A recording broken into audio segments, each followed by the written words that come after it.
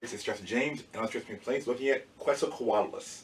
So first and foremost, I don't do very many pterosaur videos, so this one's kind of a special one because it had a brief but punctuated moment in Jurassic World Dominion. So now that I have the figure, I'm going to go and talk about that.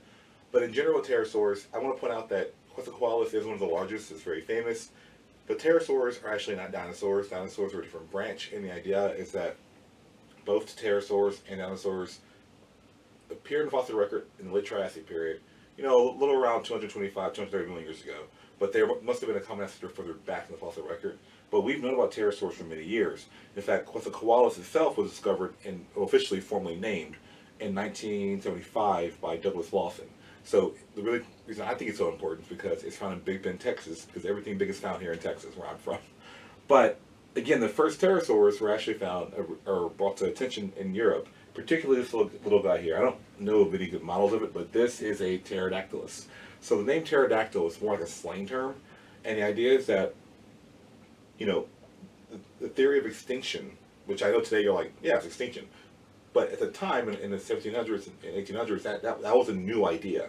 And so finding the pterodactylus, George Cuvier, one of the fathers of vertebrate paleontology, looked at the animal and said ptero meaning wing and dactyl meaning finger, because pterosaurs generally have 4 digits like this, and the ring finger is exceptionally long. So you can always see the 3 little fingers sticking out there, and that long piece right there is actually the 4th finger. And so pterodactylus is the first pterosaur named. They found more since then, and so the name, of course, pterosaurus coined. So there's dinosaur, which includes Triceratops, T-Rex, Stegosaurus. Then there's pterosaur, that includes pterodactyl, Rhynchus, Quetzalcoatlus, like that, right? So in general with pterosaurs, they show up in the late Triassic. They can already, the fossils we have can already fly pretty decently.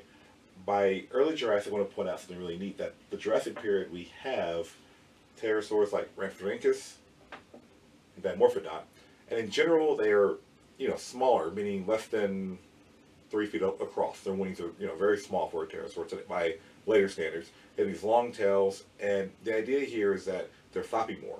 Because if you ever see a Rhynchus skeleton, there is a little piece of bone right here, and that kind of kills when the muscles attached to flap really hard. So these guys are flapping around, they have long tails moving around.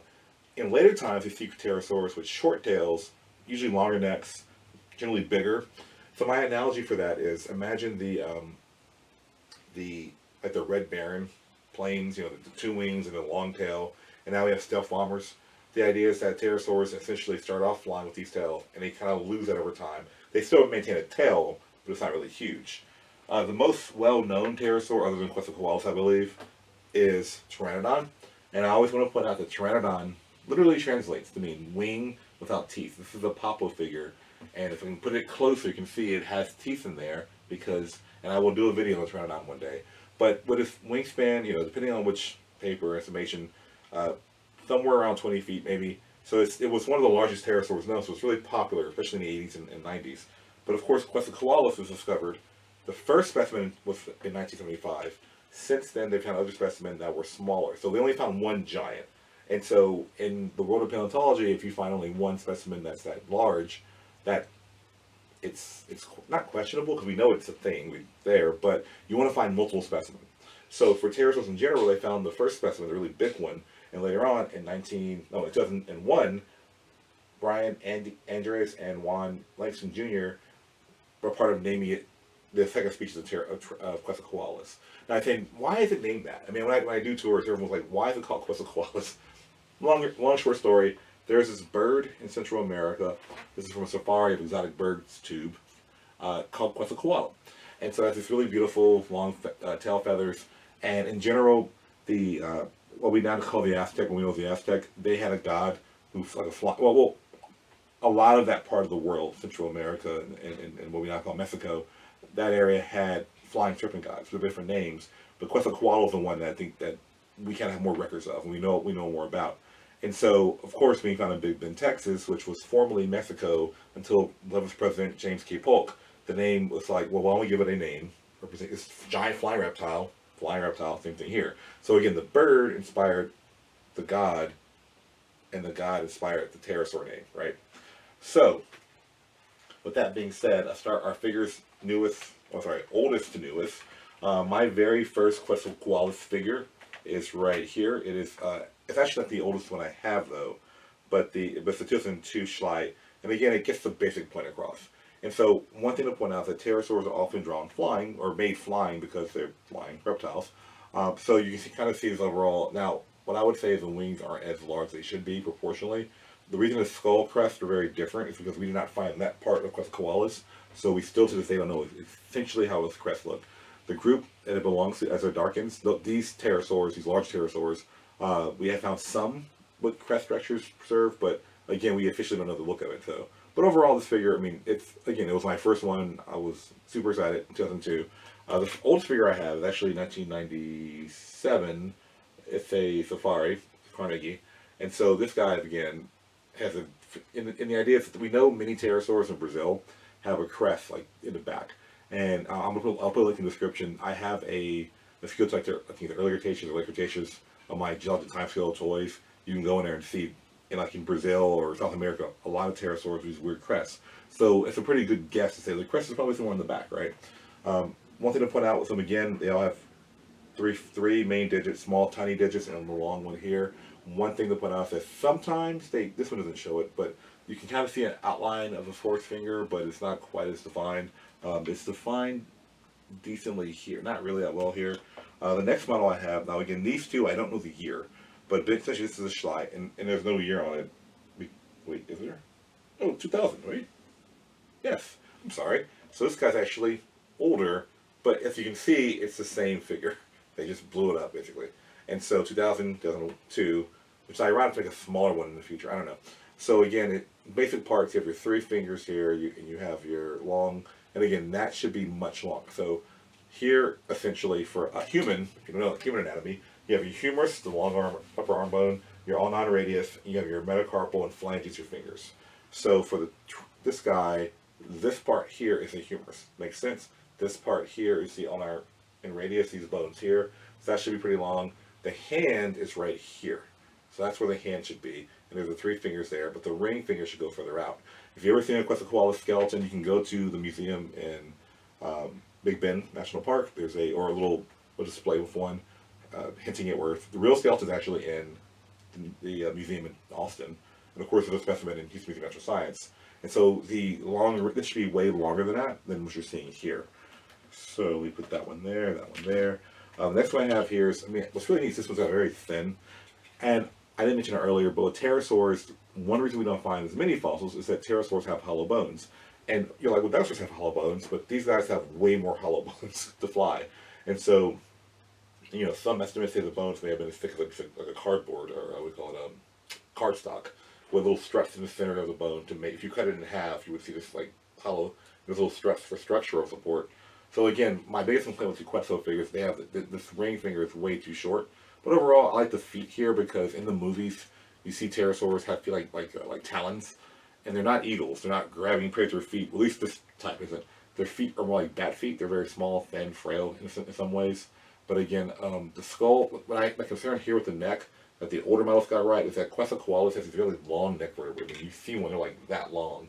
So it's not easily to be able to to crane. They're not like egrets or cranes. Those little short neck vertebrae. So that's kind of a concern here. Here is the only that I'm aware of confirmed baby Quetzalcoatlus figure, either from both from no name. But I'm pretty sure it's the Schleit. So both of them pretty much same design. And as a kid, I would always say, well, you get a smaller figure, it's a baby. But of course, true baby figures would have bigger eyes, smaller noses, they would have different features. You would have a baby ceratopsian with huge horns, right? And so this guy, pretty decent. This one is an update from Safari 2017. So this one is more accurate to me because you have that long straight neck where the beak goes out. The finger, again, the ring finger should be a little bit longer than that, but overall, pretty decent. And again, they have this kind of like a fur on them, and technically it's not hair. It's one of those things where, as a paleontologist, I'm like, oh, it's like hair, but hair and feathers are different. So it's essentially a simple feather structure, but it's so thin and small, it would appear like hair.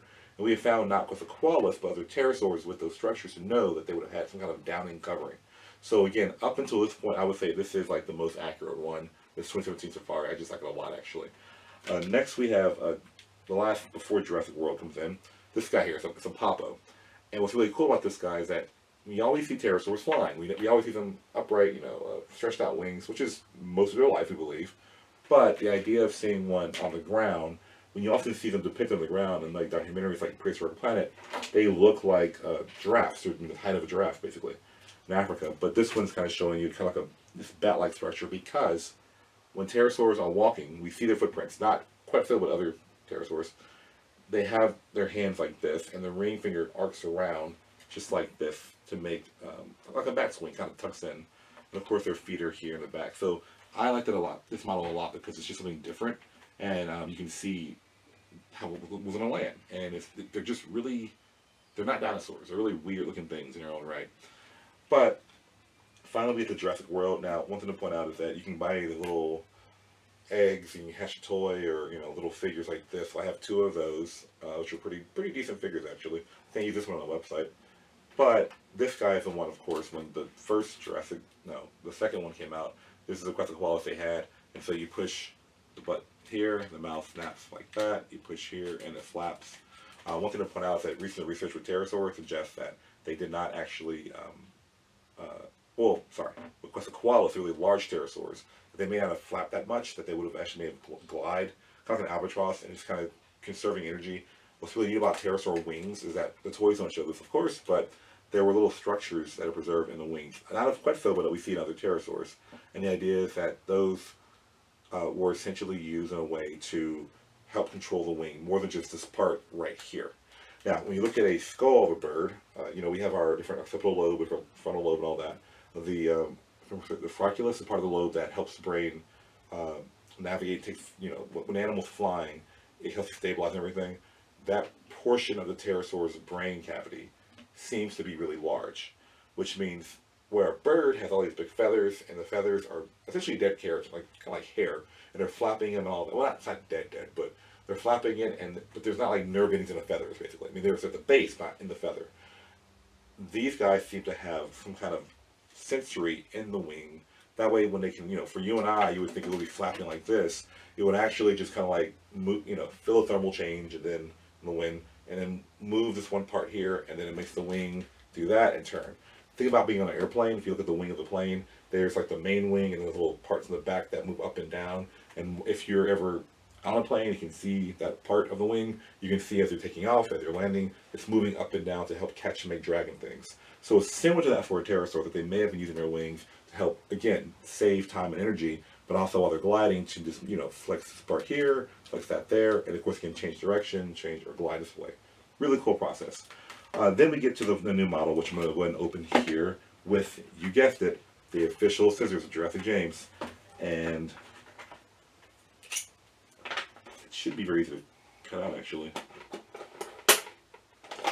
It can't be just one step, right? Oh, there it is. Okay, so we're going to wait for it. Wait for it.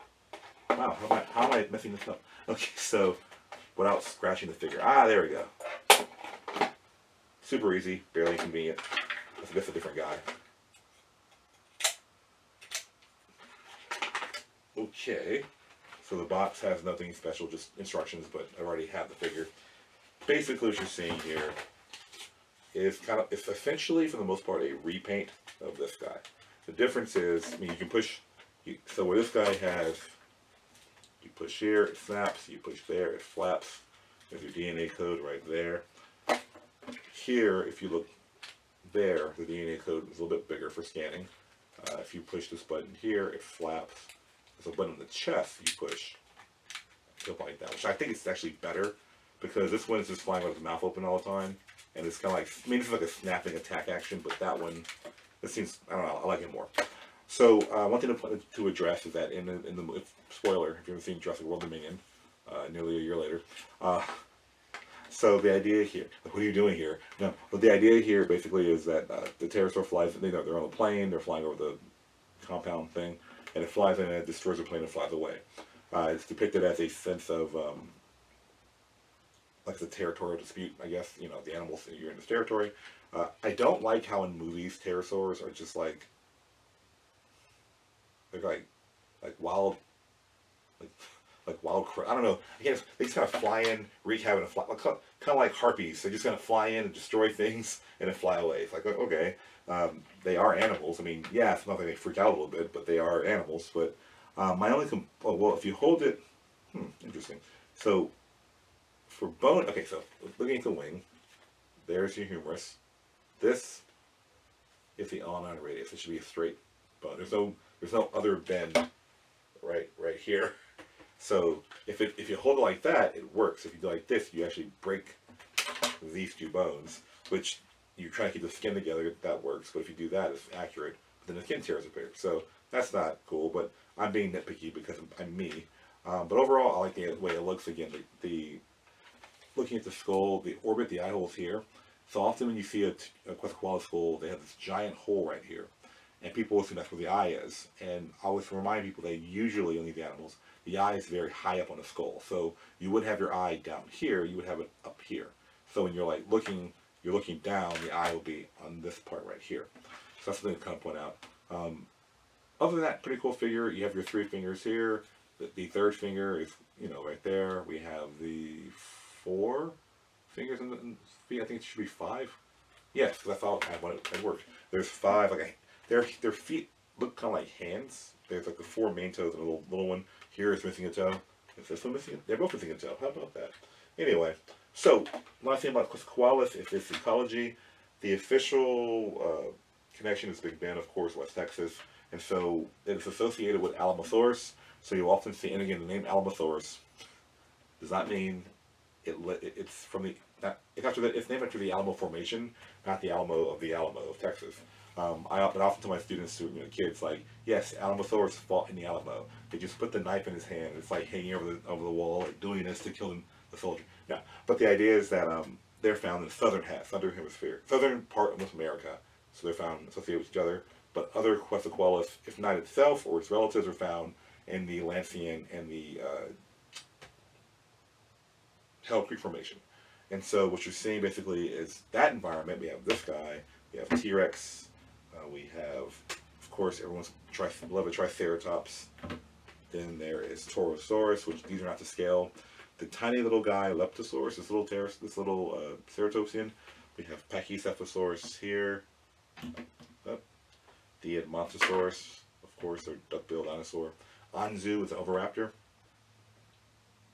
We have, of course, Ankylosaurus itself. And Edmontonia. Now, Edmontonia, the nodosaur. There are other, like dromaeosaurs, other things too, but they don't make toys of them. So I think essentially you would think Dakotaraptor, other things like that. But these are the ones you have toys with. So this is the ecology it's living with in late Cretaceous North America. That being said, I'll see you later. And next week we're doing Scutosaurus, a weird Permian thing. Just tune in. It's really weird. That being said, thank you later. Thank you very much. I'll see you guys later.